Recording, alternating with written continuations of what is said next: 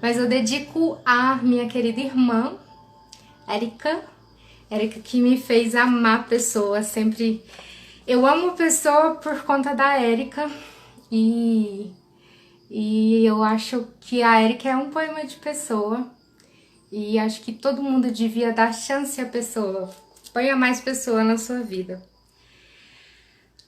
Não quero nada. Já disse que não quero nada. Não me venha com conclusões, a única conclusão é morrer. Não me tragam estéticas, não me falem em moral, tirem-me daqui a metafísica, não me apregoem sistemas completos, não me enfilerem conquistas das ciências, do meu Deus, das ciências, das artes, da civilização moderna. Que mal eu fiz aos deuses todos? Se tem a verdade, guardem-na.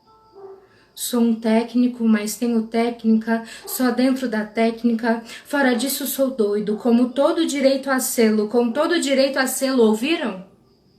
Não me massem, por amor de Deus. Queriam-me casado, fútil, cotidiano e tributável?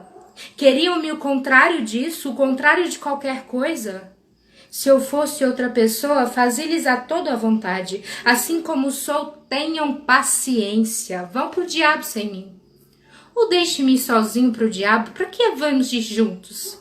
Não me peguem no braço. Não gosto que me peguem no braço. Quero ser sozinho e diz que eu sou sozinho.